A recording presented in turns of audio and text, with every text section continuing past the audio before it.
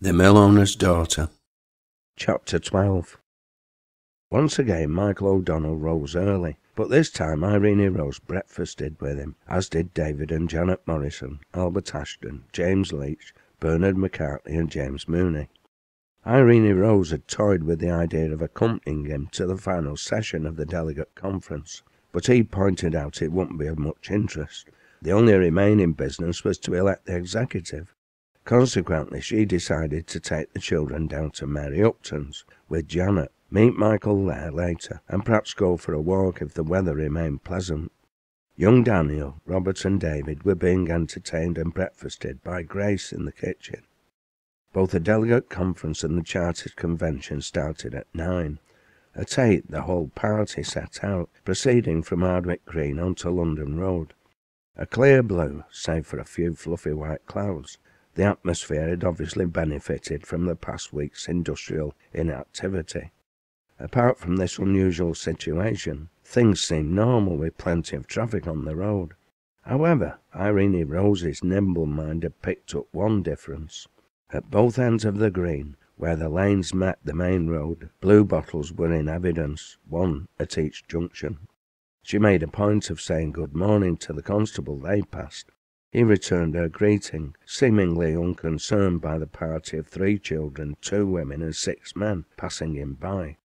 Once they'd crossed the Medlock and walked up the slight slope of London Road to the junction with Straw Street, Irene Rose and Janet said farewell to the menfolk. They peeled off to Ancoats and Mary's kitchen with the 3 boys. At Piccadilly, Michael and Albert wished the Chartist delegates good luck and made their way to the Carpenter's Hall, while the others carried on up Oldham Street to the Reverend James Schofield's chapel on the western side of Ancoats in Every Street. A couple of fustian-coated men standing by a fruiter's barrow glanced at James Leach and his colleagues as they passed.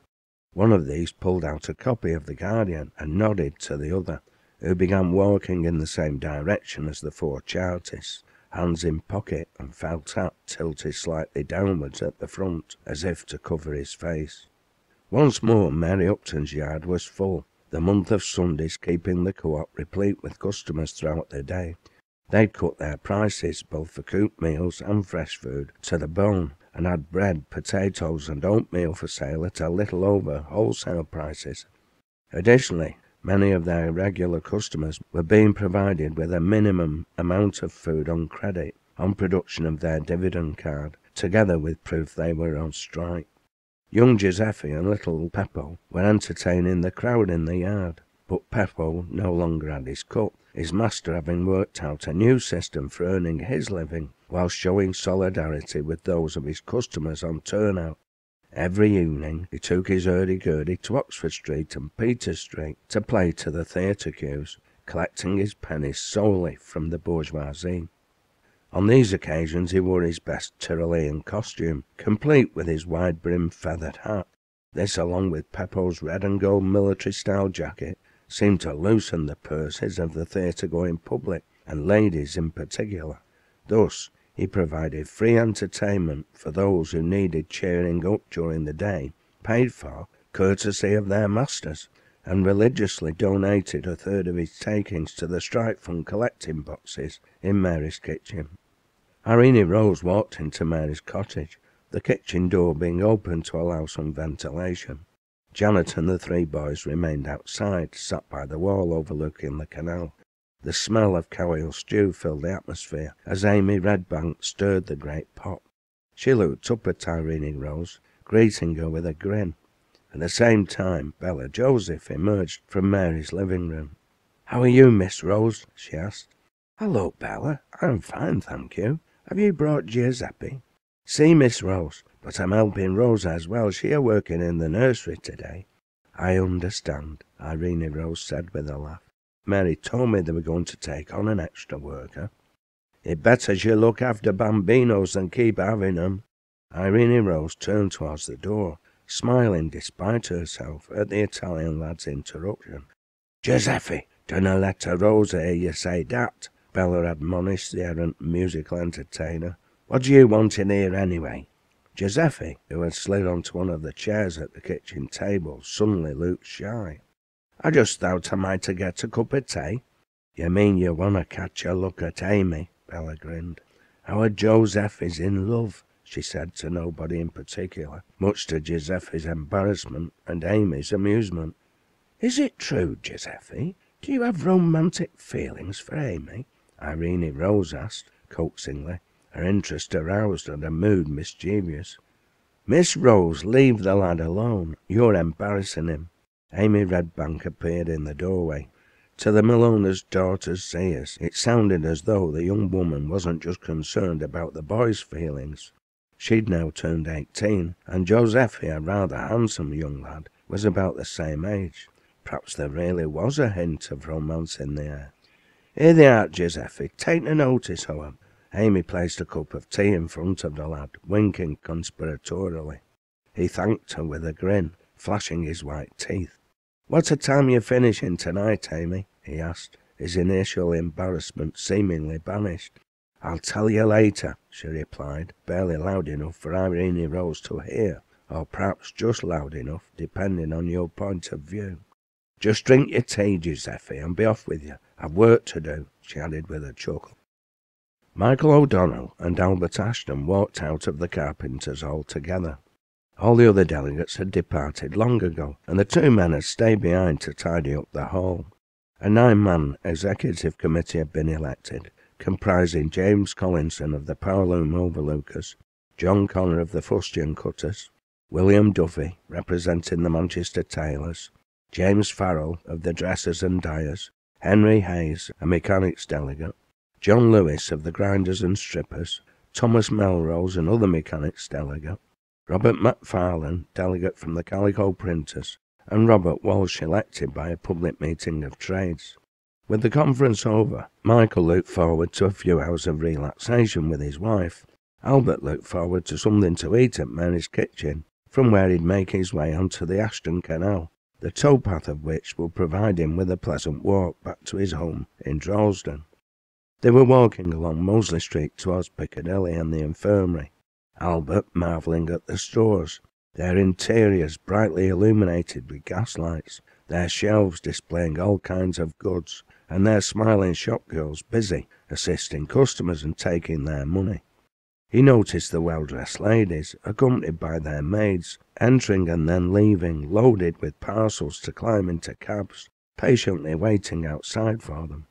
He wondered if they purchased more when trade in the cotton industry was better. They didn't have stores like this in Droylsden.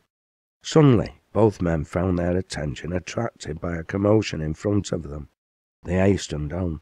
A small crowd of well-heeled men and women had gathered in a semicircle, at the centre of which a woman, in a state of some distress, her back slumped against a store window, struggled to raise herself from the pavement. A fine lady, sharp-faced and advanced in years, clothed in black widow's weeds with a fox fur around her shoulders, prodded the poor victim viciously with her parasol. "Come on, you wretch! You can't remain here begging! Be off with you!" Michael pushed his way to the front, Albert close behind. "Can I be of assistance?" he asked, looking down at the struggling female. Her hair hung lank, devoid of lustre, her face grey, pinched and dirty, her clothes in rags and tatters.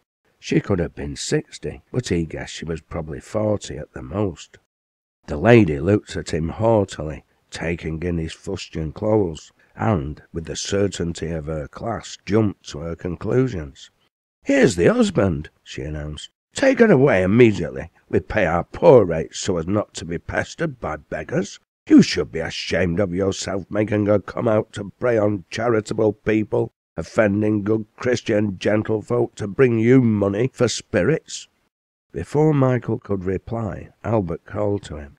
"Lassie's fair clem, Michael. She's in sore distress." The redhead knelt down beside the hapless victim, taking one of her hands in his. It felt weightless, limp and cold. "Me husband's dying. He has the fever. Help, for pity's sake." Her words were barely audible, her breath coming in gasps. "Me children are starving. I weren't begging. I've been to the pharmacy for medicine." Albert nodded, noticing the bottle of bright green liquid grasped in her other claw-like hand. No doubt a quack remedy the pharmacist had conned the poor soul into spending a last bit of cash on. Fever meant one of two things in Manchester: typhus or cholera, and no cure for either came out of a bottle. "Dunna worry, love, I'll get thee home. Where dost thou live?" "Bless thee, lad. Reeker Street, Irish Town. Me name's Andrews." "Give us hand, Michael. Let's be getting poor lass home." "Thank goodness," Willowweeds responded. About to bend down and assist Albert, Michael stopped and turned to the lady once more, who was now staring at Albert's back. "Excuse me, ma'am," he said. Widow Weeds looked him in the eye. "What is it now, my man?" she asked sharply.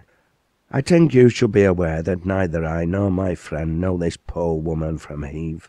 I have never met her in my life," he stated quietly, struggling to keep calm despite the anger welling up inside him. "But unfortunately, I do know you, madam." At this assertion, Widow Weeds seemed taken aback. Her mouth moved, but no words emerged.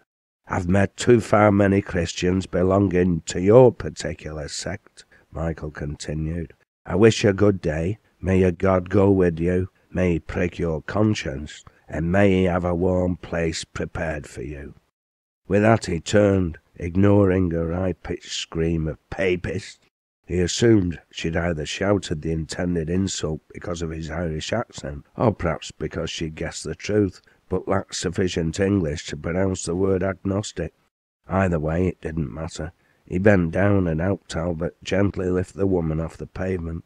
She managed to put her arm around Albert's neck, and he in turn cradled her legs with his arms as he lifted her bodily. She seemed almost weightless, as though an empty husk. Michael realised she had the smell of death about her. "Can you manage to hold on to her, Albert? I'll get a cab. She can't walk from here." Albert nodded and Michael stepped into the street, his hand held out. The crowd dispersed, save for a young, well-dressed girl of about 14.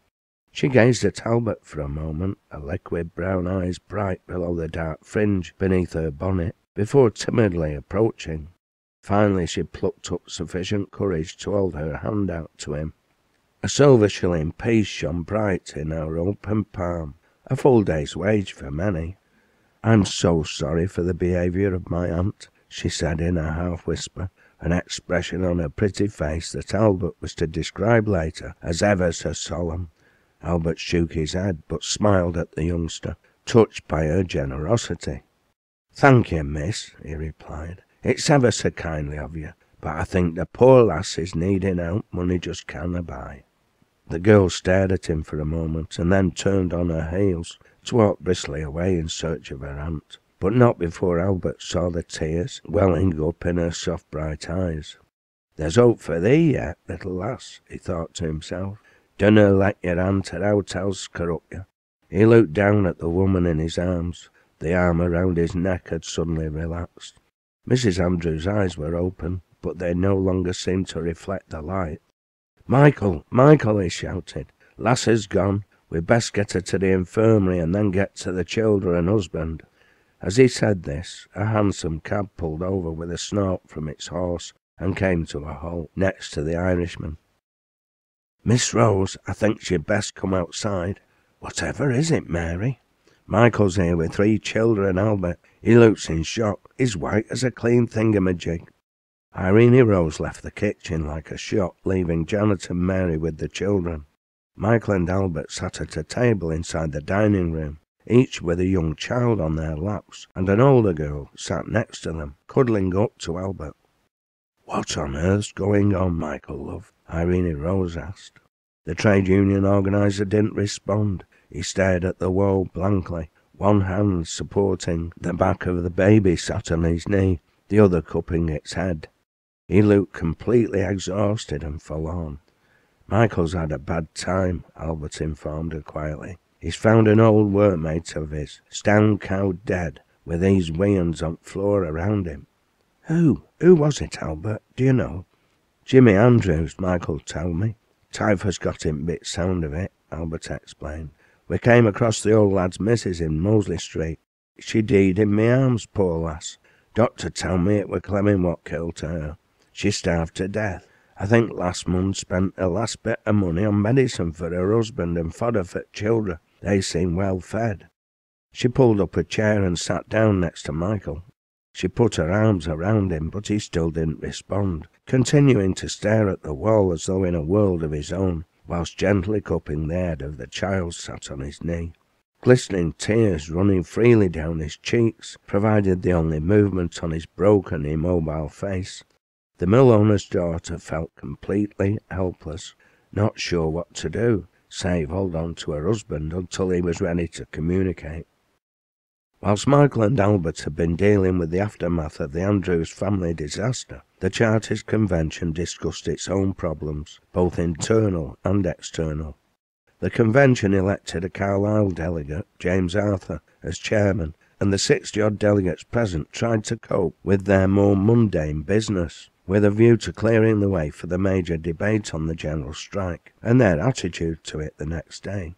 Those present from the manufacturing districts, especially those from Staffordshire and Lancashire, had assumed the National Charter Association would not only welcome the workers' actions, particularly as most workers were expressing support for the Charter, but would seize the opportunity to provide the strike movement with a national political leadership.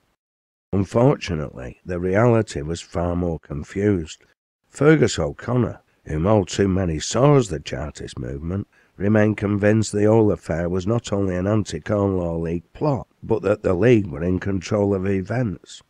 He was making it clear at every opportunity he could, through the means of whispers behind the scenes, rather than openly to the convention, that the trade union action was out of order, shouldn't be supported, and was counterproductive. In doing so, he studiously ignored the fact the mill hands, miners and potters had little alternative but to take action or go under. In this, he was essentially resorting to type. Although the acknowledged leader of the physical force wing of Chartism, he'd always viewed the trade unions as a source of recruits, rather than the embodiment of basic working-class organisation, and an essential ally in the struggle to make the Charter law of the land. O'Connor hated mechanisation and the whole factory system. He harked back to a pre-industrial age and a tranquil, idyllic agrarian society that had never actually existed. This came as a shock to some, but not to James Leach and his allies. They were only too aware of Fergus's weaknesses as well as his strengths, not least amongst which were his great speaking abilities, his capacity to attract a crowd, and the fact he owned what was possibly the most successful and influential paper supporting the emancipation of the working classes in Britain, the Northern Star. The paper had a circulation of over 50,000 and a readership of at least 20 times that number. Whilst the delegates and personalities at the convention were weighing the strengths and ideas of the various competing factions and determining how to best advance their own views, life in the external world carried on. More workers were rapidly coming into action, defending themselves and their families against swinging wage cuts, starvation and destitution in all the manufacturing districts, north and south. All were increasingly finding themselves in conflict with both civil and state authorities, as well as their individual employers. The rules of laissez-faire, insisting the state should keep out of industrial matters, were fine and regarded as omnipotent by the middle classes. Omnipotent, that is, until the point where their interests were also threatened. As soon as that situation arose, the middle class cried foul and sought state intervention, as long as that intervention was solely on their side. In this regard, the manufacturers had no problem. Neither law, church, nor state were likely to side with the poor, and in the Britain of the 1840s, all working people, without exception, were poor. Turnouts had now become the order of the day in the Leeds area of the West Riding of Yorkshire, in the manufacturing districts of Bramley, Calverley, Pudsey and Stanningley. Over 6,000 mill hands had ceased work, and all mills in the area were at a standstill. From there the strikers marched on to Armley, Farnley, Holbeck, Hunslet and Wortley, before proceeding to remove or drive in boiler plugs in Leeds itself. At more than one manufactory, the strikers met resistance, and reports of clashes with police and troops abounded. At a mill in Leeds, Prince George and his lancers took to the field of battle, and were finally successful in dispersing strikers. Whereabouts the strikers dispersed to and what they did next is another story. One thing's certain, they didn't return to work. At the mill of Titley, Tatham and Walker, in Water Lane, in the town of Leeds, magistrates read the Riot Act. The Blue Bottles arrested 38 hands, although it took the deployment of troops with 2 field artillery pieces to cow the workers in this particular offensive. The West Riding mill workers may have been dilatory in joining their Staffordshire, Cheshire and Lancashire comrades in struggle, but once having taken their decision, they didn't seem to lack a fighting spirit if the widespread deployment of troops and police was anything to go by.